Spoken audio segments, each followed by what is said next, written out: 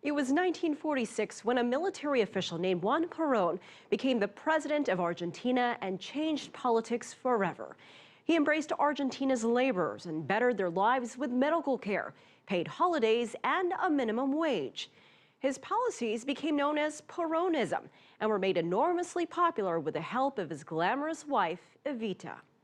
A peasant girl turned actress turned first lady, Evita worked tirelessly on behalf of the poor, providing them with schools, hospitals, and housing. Together, the Perons created a political movement that has endured over half a century. Correspondent Daniel Schweimler takes us into Buenos Aires in search of Peronism.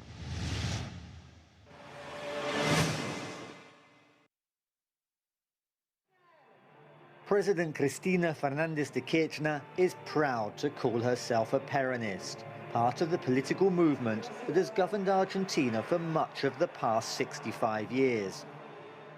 President Kirchner is often compared with Evita and does not try to hide her admiration for her. Here using the former lady's memory to excite the crowd at the start of campaigning for October's midterm elections.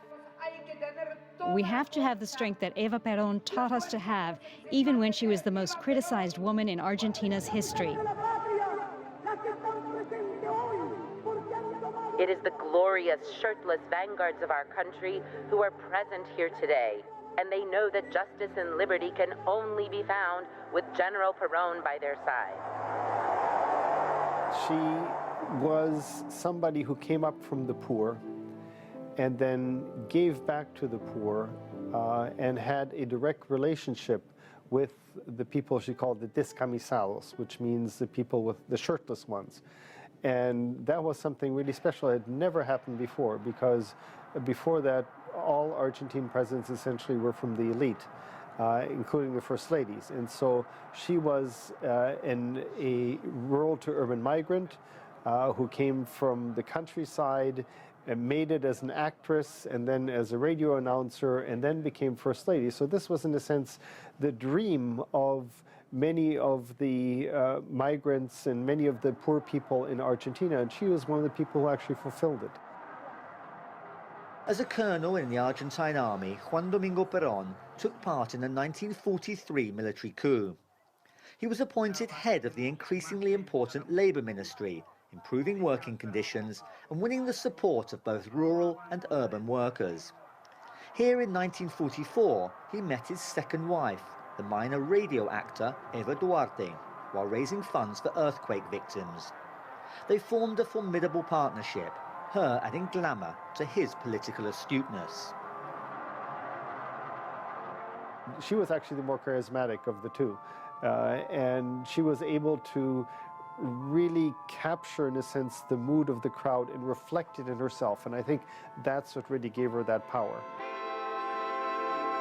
While the couple enjoyed massive support, they also attracted powerful enemies, especially among Argentina's wealthy elite, the landowners and business leaders. Rifts were created in Argentine society that prevail today. This is just one of the many bars and restaurants in Buenos Aires dedicated to the memory of Mr. and Mrs. Peron.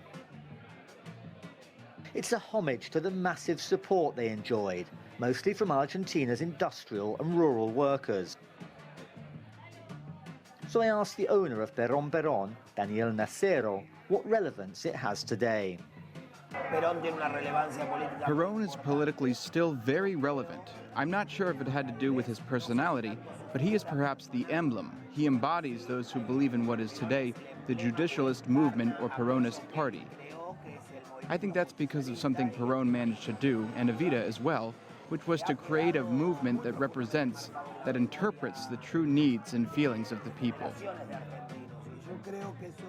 For most young Argentines, Juan Domingo Peron is a figure from the past, a grainy politician on black and white film, somebody their grandparents or parents would speak about. But what is his relevance to the Argentines of today? Perhaps the answer lies in history, so I visited one of Buenos Aires' most popular attractions to ask historian and guide Santiago REGOLO how he explains the phenomenon to visiting tourists. Well, to be a Peronist, it's maybe everything, yes? They said, well, they're communist. No, They are capitalists. No. It's fascism. No. It's Peronism. Maybe it's everything. Yes? Maybe Peronism also take from these other experiences and adapted that to Argentina's context and Argentina's society. Peronism may be many things to many people, but it can get confusing to the outsider. For instance, much of the opposition in October's midterm elections came from the same movement. Sergio Massa, for example, a Peronist mayor who left the governing party to form his own Peronist party. Or the governor of Buenos Aires province and a former vice president, Daniel Scioli, who many commentators believe has ambitions for the 2015 presidential elections. Peronism is whatever you want it to be, which is interesting. If you read the works of Juan Peron, he says a little bit of everything. And thus, Peronism is actually incredibly flexible ideology because he never really defined it very carefully. But I think there are certain tenets that you have to take into account. One is that he had a concern for the working class. The arguments over the distribution of wealth, the ownership and running of the major media enterprises, and the state's relationship with the Catholic Church all had their roots during Peron's time in office. Many Argentine politicians over the years have said they would use Peronism to improve living standards. Yet they employed seemingly contradictory ideologies. Carlos Menem, the president throughout the 1990s, sold off state industries. He called himself a Peronist. So did President Néstor Kirchner, who bought some of those industries back. He fell out with his predecessor, Eduardo Duhalde, another Peronist with a totally different approach. Exactly what Peronism is and what it signifies today is a debate that's still raging, that defies simple answers, which is perhaps what makes it so flexible and able to move with the times. Peronism is a movement based on very simple premises, which are social justice, liberty, and sovereignty. Peronism is a profound humanist mixture that serves mankind, mostly those who are poor. However, with the passing of time, with an ever-shifting political landscape both in Argentina and beyond, Peronism for many Argentines seems to have adapted and developed. And for these supporters at least, it's retained its political relevance.